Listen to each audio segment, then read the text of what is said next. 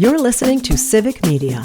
You can tune into any of our live shows on any radio station across the state with the Civic Media app. Find us in your phone's app store and listen anytime, anywhere.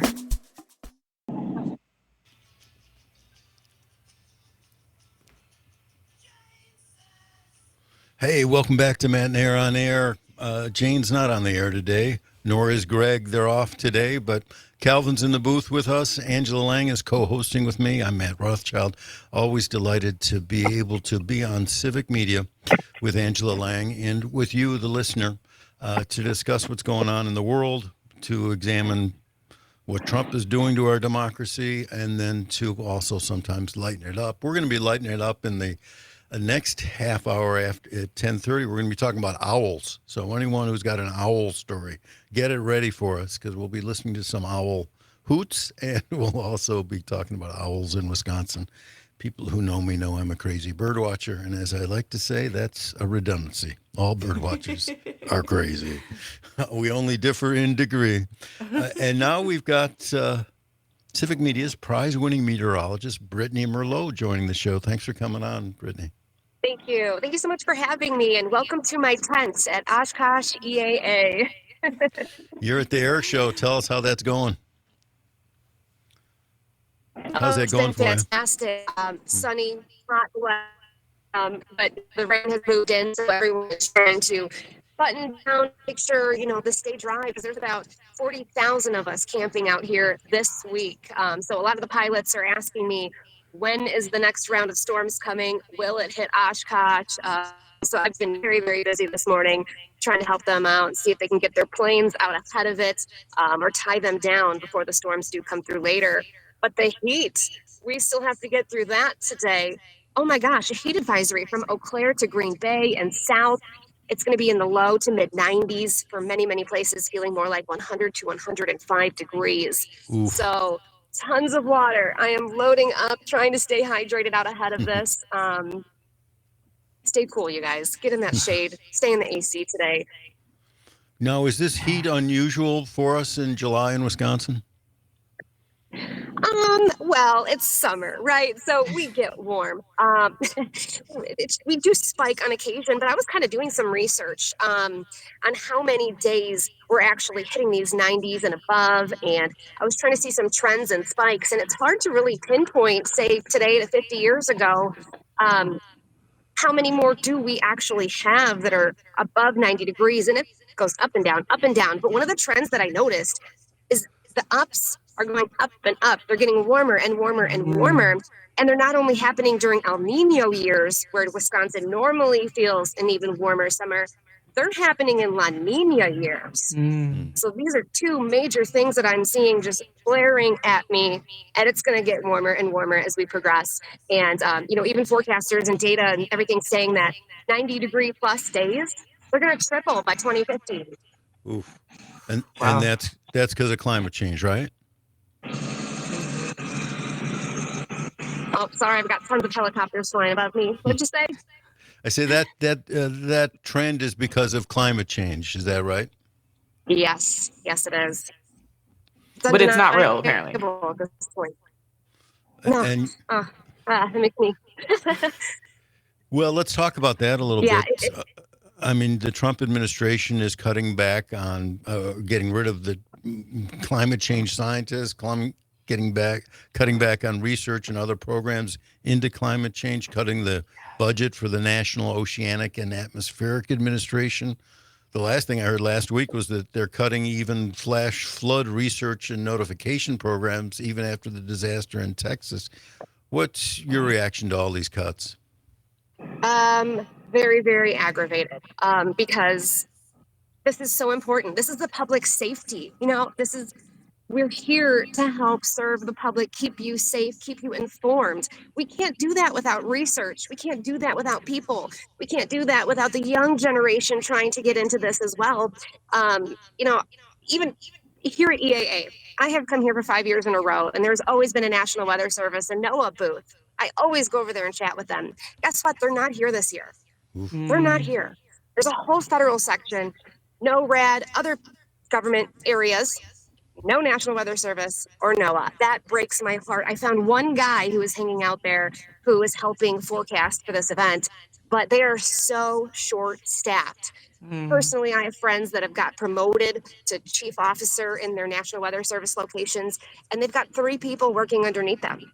That's not enough. It is a stressful situation already when hurricanes and floods and tornadoes are ongoing. One person alone, 3 people, that's not enough to have eyes on that storm and keep the entire public safe. So this is scary. Long story short, it's scary, it's dangerous, it's concerning. My National Weather Service friends are on burnout already. They're getting very, very tired. They are helping each other out. So we've got offices in Iowa helping Wisconsin. Wisconsin's helping Kentucky. I mean, they're struggling. So it's frustrating. Yeah, I had to wonder about what morale is like with meteorologists when you get together or when you're on group chats or whatever.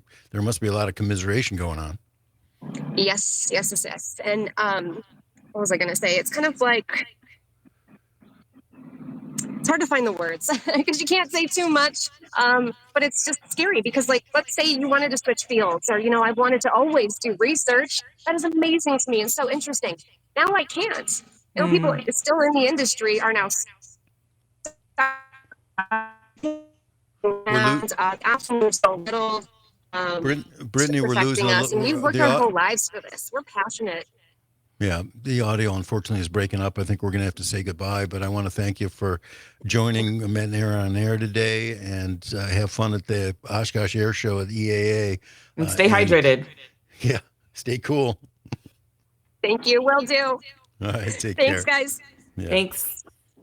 What a treasure Brittany Merlot is for Yes. Civic Media to have. But yeah, I was just wondering what do meteorologists talk about when they get together, given the savage cuts that we're seeing out of the Trump administration on climate change research, on flood research. And, you know, this is why we have government. I mean, we have government because, we can't do it as individuals. We can't go get, our Doppler radar or whatever it's called these days and figure out, when next hurricane is coming, when the flood is likely to surpass the river, surpass its banks, and all this stuff. Tornado and it warnings. shouldn't be political, No, at not all. Like it's weather. We're talking about alerting people so people can stay safe, so we can avoid these disasters as best as we can. Natural disasters are going to be, Mother Nature's going to be what she's going to be, but it feels, again, I sound like a broken record. It feels cruel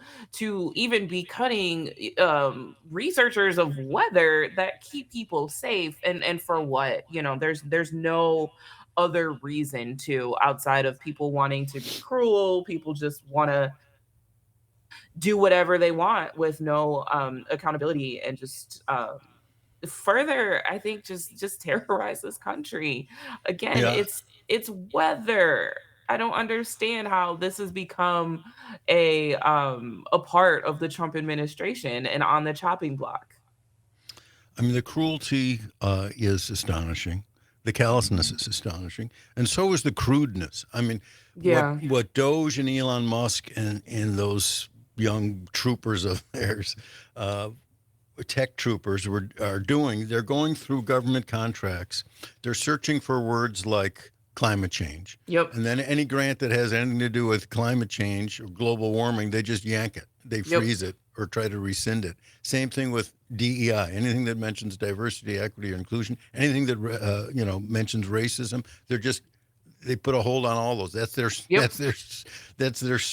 It's just a blanket thing. It doesn't even make sense. There's no case by case analysis or anything, and it's just appallingly crude. But that's where we're at here. And to go after the National Oceanic and Atmospheric Administration as though it's something evil or destructive or wasteful. I mean, here they're trying to save people's lives. I mean, how many natural disasters are we going to have to go through in this country before people recognize that, hey, maybe it's important to fund the National Oceanic and Atmospheric Administration. Maybe it's important to spend some money at the local, state, and federal level on warning systems.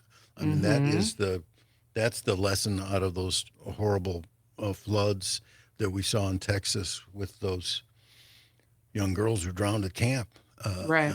Wanted it to cost that much to have warnings like we have here in Wisconsin for tornado warnings, where we're just Right. blaring out of speakers all across the landscape to tell people, get in your basement, and it would have told people there to get to high ground. Mm-hmm. And yet, people, one of those county board members said, I don't want to spend the money. It's not worth spending the money down there in Kerr County, Texas. Well, that didn't last. That didn't wear very well, that comment. And this Yeah. is the thing. What do we spend our money on? What should we spend our money on? Are we spending money on, tax breaks for the billionaires? Are we spending money on, funding the oil and gas industry? Are we spending Right. money on ICE? Are we spending money on the Pentagon? Or are we going to spend money also or in exchange with, helping people stay safe? I mean, life, liberty, and the pursuit of happiness. This is about life. You're going to take people's Seriously. lives away. And so that's the shocking thing about some of the anti-science cuts that are going on. Just the ramifications are just going to be horrible, and we've seen them already. And also, it's kind of like old Soviet style science. Yeah. We're not going to do real science. We're only going to do science that comports with what our great leader wants to hear. The Yep. We're science going to is. control science. Yeah, and it's just like they want to control everything. There can't be Yeah. independent science. There can't be independent thought in the academy. There can't be judges that are independent. This is what an attack on civil society looks like. Mm-hmm. Broad, all across the board. And that's what Trump has been doing. He goes after the media. He's gone after CBS. He's gone after Yeah. ABC. He's gone after PBS. He's gone after NPR. I was happy to see that Civic Media posted a defense of public media, a defense of Mm-hmm. NPR, and public TV on the website, civicmedia.us. You can find it there if you're listening. An important defense of public media. The New York Times was writing about it as well. Of course, they're under fire too from the Trump administration. So these institutions of civil society are just being attacked. And then we see, Colbert is being fired. Where, where's it going to end? That's Where's it what I going to want to stop? know. Yeah. Yeah. It doesn't Or feel is it like going it to will. stop? Yeah. Yeah. I don't know. And that's the I scary mean, part. Yeah, I mean, is Rachel Maddow next? I mean, you got to wonder at what point Trump is. Who's next in the gun Right. sights of Donald Trump. I mean, now he's going after Barack Obama and Hillary Clinton, and it makes people wonder, who is going to be safe in this country. I mean, yeah, Right. first it was the immigrants, and now he's going beyond the immigrants. I mean, Yep. that's what the strong men do. That's what the dictators do. That's what the fascists do. You're listening to Matt and Air on Air. I'm Matt Rothschild, talking with my co-host today, Angela Lang, because Jane and Greg are off. We'll be back in a minute. You can join the conversation, 855-752-4842. That's 855-75-CIVIC on the Civic Media Radio Network. We'll be right back.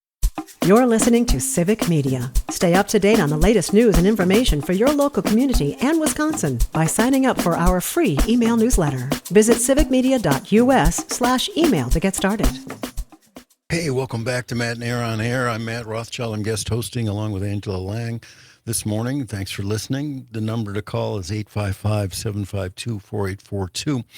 Glad to be on the Civic Media Radio Network. And we do have a caller, I understand, Kelvin. So we've got Gene. Gene, are you there? Do we have Gene? Should we wait a second, Calvin, and come back to Gene? I guess we're going to have to do that. Gene, if you dropped off and want to call back, that'd be great. The number again, 855-752-4842. I want to thank our last two guests, Brittany Merlot, the great meteorologist, prize-winning meteorologist of Civic Media. She's at the Oshkosh Air Show, the EAA, right now, as you may have been able to detect in the background. And Becky Rabatin of Independence First in Milwaukee, and disability rights organization that is helping to celebrate the 35th anniversary of the Americans with Disabilities Act, which is this Saturday, if you can believe it.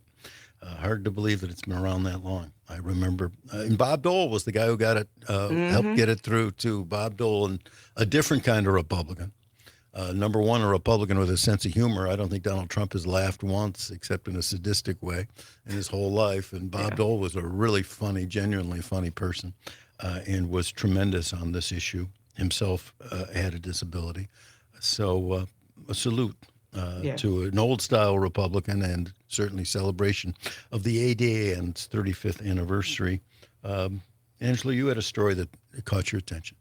Yeah, so like while we're talking about the ADA, I'm reminded of the story that I just learned about a few days ago, actually, that there is a man in a wheelchair from Fox Crossing who is riding 92 miles to Madison in his wheelchair to advocate for higher home wages for home care workers. And I'm like, I just don't think this is getting enough attention that it deserves.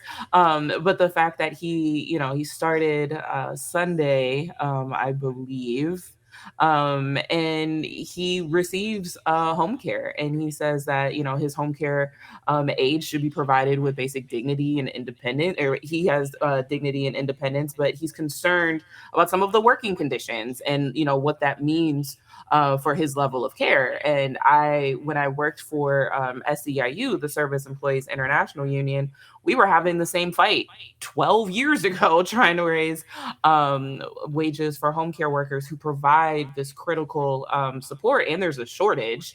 And I did see that currently the average health aide earns about $34,000 a year, roughly $17 an hour, according to the Bureau of Labor Statistics. Hard to And make so, rent that way.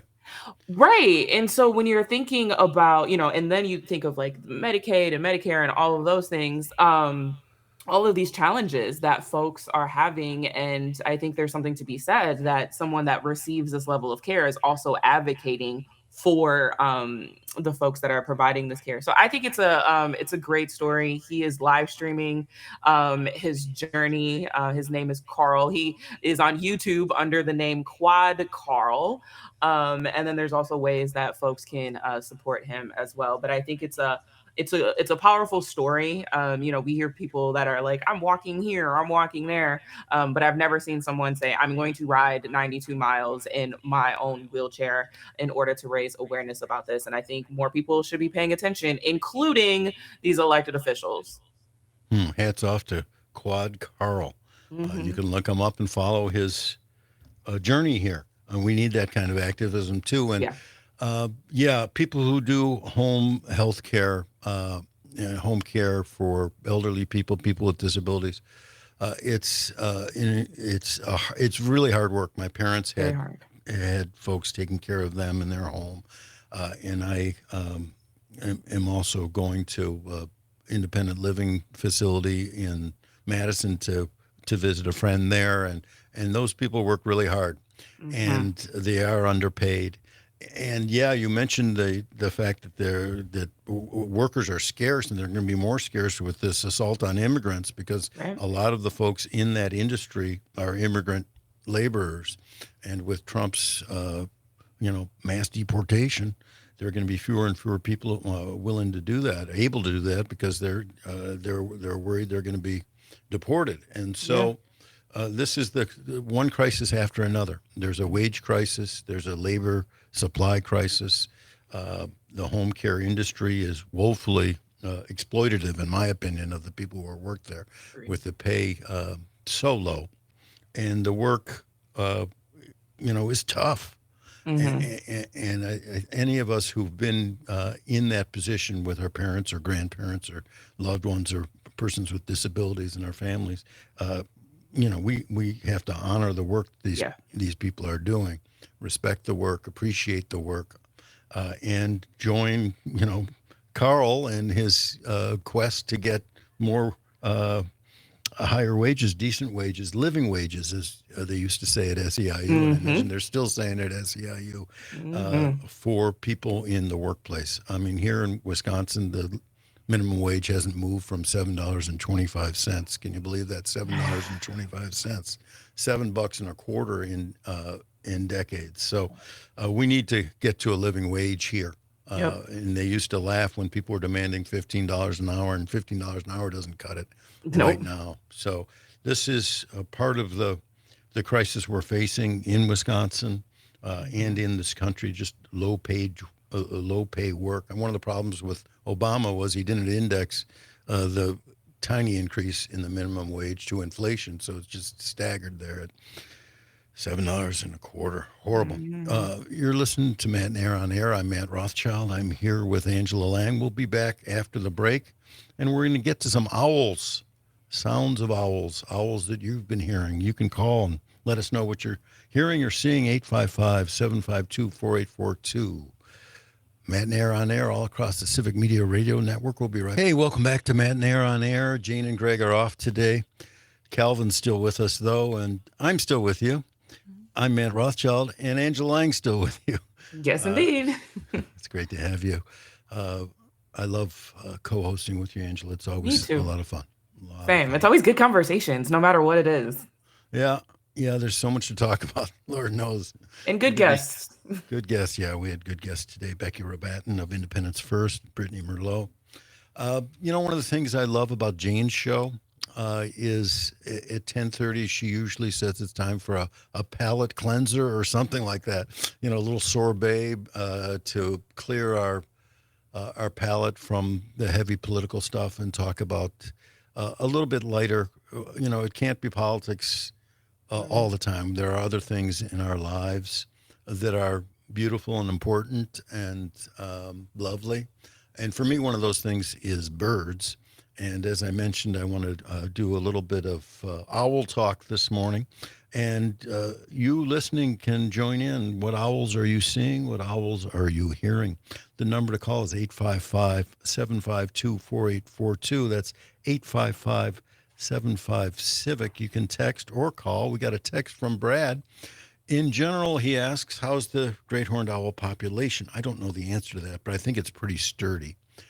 He said we lost our resident great horned owl in our neighborhood park, Swede Hollow Park. I think that's in Minnesota, probably due to bird flu. Yeah, bird flu is a problem, especially as you get up the scale here for predators. The birds at my bird feeder right now, the goldfinches and house finches and chickadees and the titmouse, the small birds aren't being affected by bird flu as much. So you can still keep feeding your birds, but, the hawks and the owls can be more susceptible to it because they prey on, infected chickens, for instance. They would catch the bird flu that way.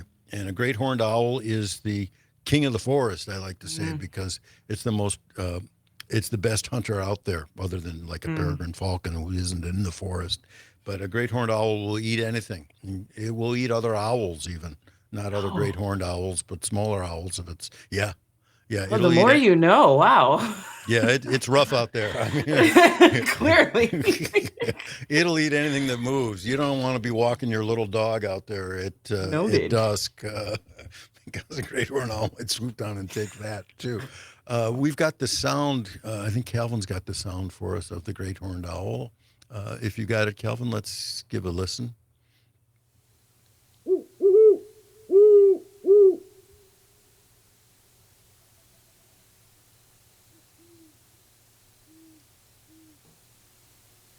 And it'll come back. We have these in our yard. Yeah, so this is the classic. This is the classic great horned owl sound. And I live just south of Madison, 10 miles south of Madison on the Wabisa wetlands. And so we have great horned owls. We hear them hooting usually more in December and January when they mate. They're unlike other birds. The owls mate in January, and it takes them a while for their babies to get big enough to fly. The smaller birds adapt faster and are able to get off the nest faster. But the owls take some time, so that's why they mate in the middle of winter, and they really make a racket in the middle of winter.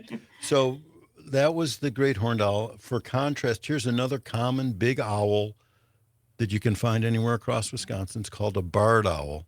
And Calvin, if you'll play that one.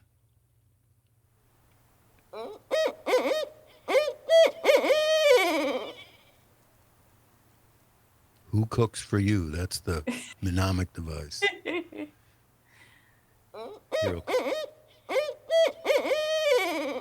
yeah, so that's the barred owl, and we've got barred owls too in the neighborhood. And again, yeah, the great horned owl would attack and eat a barred owl. I feel like if I heard that, I wouldn't think that that was an owl. Yeah, it's very eerie. All these owl sounds at night are kind of scary, eerie. Oh, yeah. I mean, if you were out camping in the middle of a forest somewhere or on the beach, uh, once you got through the portage or something, and you put your tent up on the beach, and there are trees all around, and you started hearing this in the middle of the night, it might freak you out. But Yeah. those they won't attack you. I mean, they're not like red-winged blackbirds that will bomb your head if you come next to their Sure. nests. Sure. But yeah, I wouldn't climb a tree where there's an owl nest, though. Then you'd get bombed. Oh, well, yeah, But and rightfully so. Stay away from the yeah, nest. yeah, stay away from any bird nest. But Yeah. that's the barred owl, which is neat. We got a text from Greg who says, "Have you guys ever known any blind owls?" He's a blind man. I'm totally thankful for the Americans with Disabilities Act. Yes, we are celebrating the 35th anniversary of the ADA, Greg, and thanks for the text. Uh, blind owls. Some birds get blind, sometimes, but I don't know of owls being blind. Mm. There's been a disease at bird feeders for smaller birds, conjunctivitis with the house finches, for instance. You need to clean your bird feeders pretty regularly so Yeah. they don't get a past disease on one to the next. But there isn't a huge outbreak of it right now, not that I've heard anyway. So there's another owl that's common in Wisconsin. It's a smaller owl. It's called a screech owl. And Calvin, we have the noise for that, the sound of the screech owl, don't we?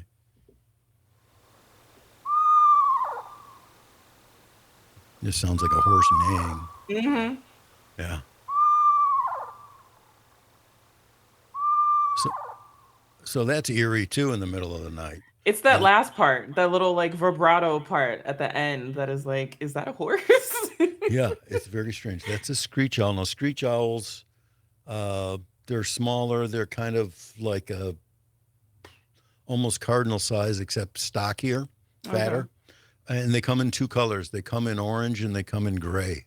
Mm. In fact, you could have a brother who's gray and a sister who's orange, or vice versa. Oh. So it's interesting. They're fun. They're very camouflaged next to the tree trunk. Typically, they're hard to see. They're Mm. easier to hear. I was on the porch of my brother's and sister-in-law's house in Evanston about a month ago, and it was at 10 o'clock at night. We're just having conversation, me and my wife and my brother and his wife, and there was a screech owl. We could barely hear it, but there it was with that weird horse noise. So Mm. tell us your owl stories. 855-752-4842, 855-75 Civic.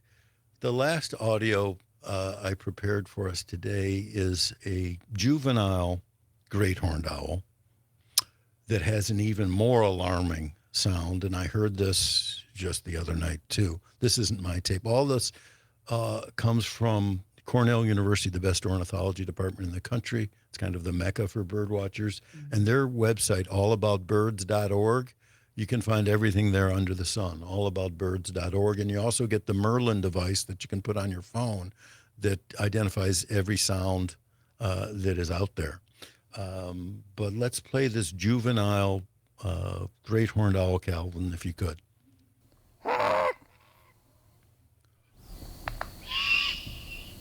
Ooh. Yeah, that's nasty. Mm-hmm. We have a good text, wise text from Greg. How do you tell an owl sound from that of a dove? So, what Greg is referring to is the sound of the mourning dove, and maybe at break we'll be able to grab the sound of the mourning dove. That's mourning. The mourning dove sounds a little bit like an owl. People think they have owls in their yard in the middle of the day when they hear this owl-like sound, but 99 out of 100 times it's not an owl, it's a mourning dove. So we'll try to bring that sound to you in a couple minutes. You got it? Oh, Oh, aren't you great, Calvin? Why don't you shoot?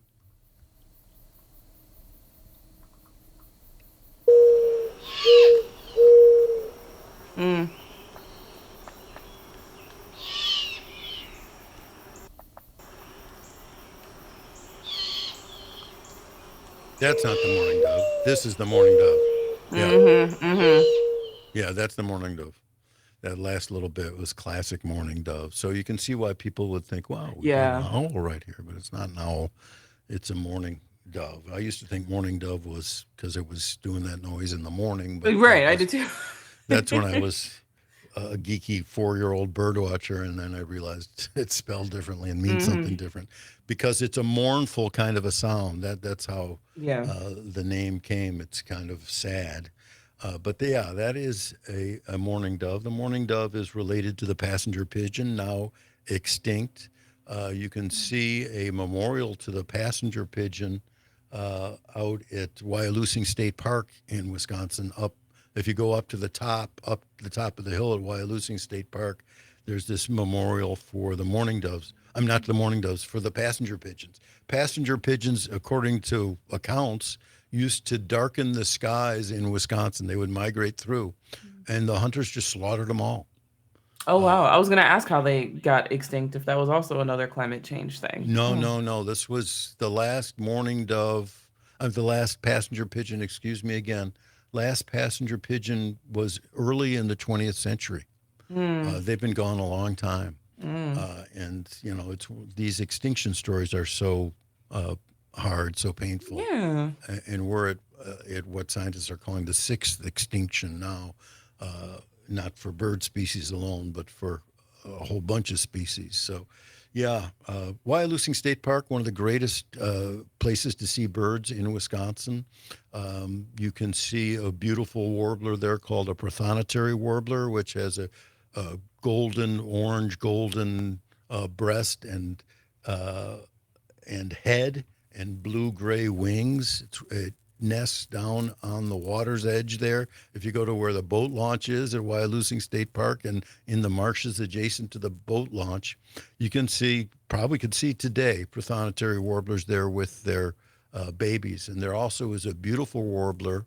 The only other place I've ever seen this I've seen a prothonotary warbler at the in Madison at the Arboretum at Picnic Point, and occasionally nests there at the Marsh and Picnic Point. But at Wyalusing State Park, you can also see a bird called a cerulean warbler. That is a bluish warbler. It's got a beautiful sound.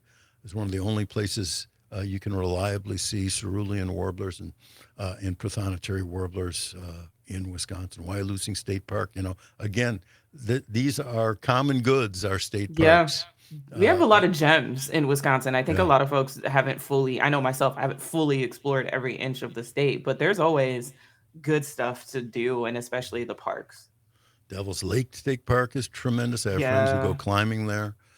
There are golden eagles at Devil's Lake State Park in the wintertime. There are turkey vultures there right now. Hmm. Peninsula State Park is an incredible state park up in Door County where I've seen amazing warblers in May. Yeah, our state parks, our wildlife refuge, National Wildlife Refuge. I went to Horicon recently. That's a beautiful place. What do you got for us, Calvin?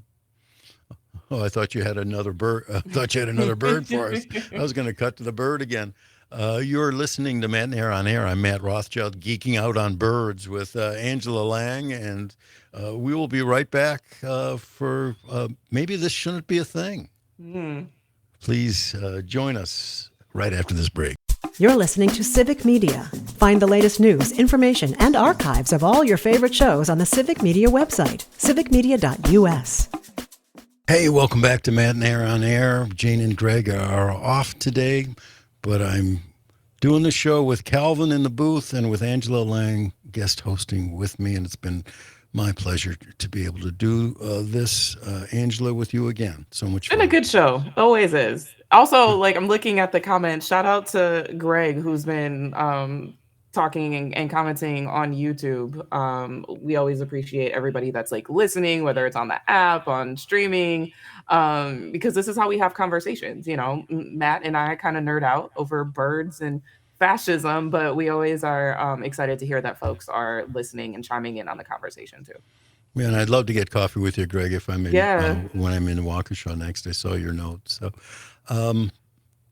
before we leave owls totally alone right now, I also love poetry, and I've got an owl poem by, of all people, Emily Dickinson. And it's short. This is called The Judge is Like the Owl. The judge is like the owl, I've heard my father tell, and owls do build in oaks, so here's an amber sill that slanted in my path when going to the barn, and if it serve you for a house itself is not in vain. About the price, 'tis small. I only ask a tune at midnight. Let the owl select his favorite refrain. So I hope you all have a owl selecting his favorite refrain at midnight tonight or tomorrow night or the next night, so you get to see and hear this magnificent bird, this crazy owls. I love them. Great horned owl, barred owl, screech owl, whatever you got. They're fun. So let me ask you, because I feel like there's always this question, and I think Darren, State Rep Madison, and I were talking about this one time of how many owls would you have to see during the day to make you realize something was wrong? Well, some owls hunt by day. Mm-hmm. There is a short-eared owl that'll hunt at dusk. That's also in Wisconsin. The snowy owl occasionally will hunt by day. But most owls hunt by night, yeah. And if you start, it's weird. When you see animals, it's like seeing a raccoon or a possum in the middle of the day. You say something's wrong here. You're like, whoa. So, something's wrong. Maybe we should call, animal support or something, because there's that to worry about. Another great thing I love about Jane's show is that they do this shouldn't be a thing. And Calvin, if you want to introduce the music, let me know. Otherwise, I'll just shoot. But I love the intro usually. This shouldn't be a thing. So this is a snake episode.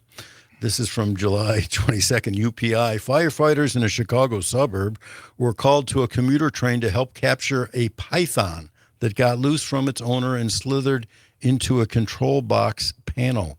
The Oak Park Fire Department said that firefighters responded to a CTA Green Line train on a call for assistance in securing a python. The snake, named Lucius, had slithered away from its owner, and it's made its way into a control box panel aboard the train. Yeah, that shouldn't be a thing. You shouldn't. Snakes on a train. Okay. Snakes on a train. There was a movie, Snakes on a Plane. Now there's snakes on a train in real life. Python on a train. Keep your python at home. Just again, every time with these segments, I'm like, I have questions. Yeah. What were you thinking? Maybe they were on the way to the vet. I don't know. Do snakes go to the vet? I assume they do. Yeah, I imagine they do, but I don't know. If you're on public transportation, you might want to keep that python securely fastened. Or maybe spring for an Uber, more of a private mode of transportation if you're carrying a python with you. Yeah, I'm not a big fan of snakes. I will take a snake over a spider, which sounds very strange because spiders are very tiny, but I can deal with a snake. I don't like them. Also, back in, 2004 or whatever year it was, Britney Spears made snakes cool when she had the yellow snake around her. But I'll touch a snake. Okay, great. But spiders and things with lots of legs. Can't do That's that. like an old country music song. I don't like spiders or snakes. I'm not going to sing it for you. I will not punish the listeners on Matt and Air on Air to listen to my bad singing voice on a bad country song. That would be doubly bad. That would be bad. We want people to continue listening. For sure. But this shouldn't be a thing. And again, my hat's off to Jane and Greg for doing that every day. It's something I look forward to when I'm listening to their show. Yeah. I'm sad that the show doesn't air live in Madison. I'm such a dinosaur technologically that I hadn't had the Civic Media app, which is tremendous to get. But once Jane's show wasn't airing in Madison, that's when I downloaded the app. And so now I listen to Matt and Air on Air on my phone while I'm doodling on the computer. Because I don't want to miss either. I think they're both tremendous, and I love everything they do with their show. And Look forward to listening to them tomorrow. That's Matt and Air on Air. I want to thank Jane and Greg for allowing Angela and me to take the wheel and the mic here from them for this day. I want to thank Calvin for producing and helping out and getting all those owl sounds, which were terrific. Becky Rabatin, I want to thank. She was our guest from Independence First in Milwaukee, a disability rights group that's helping to celebrate the 35th anniversary of the Americans with Disability Act, and also prize winner meteorologist Brittany Merlot at the air show in Oshkosh. Always great to hear from her. And thanks to the texters and the callers. The great Tom Hartman is next. It's been my pleasure being with you. And thanks again, Angela. Thanks.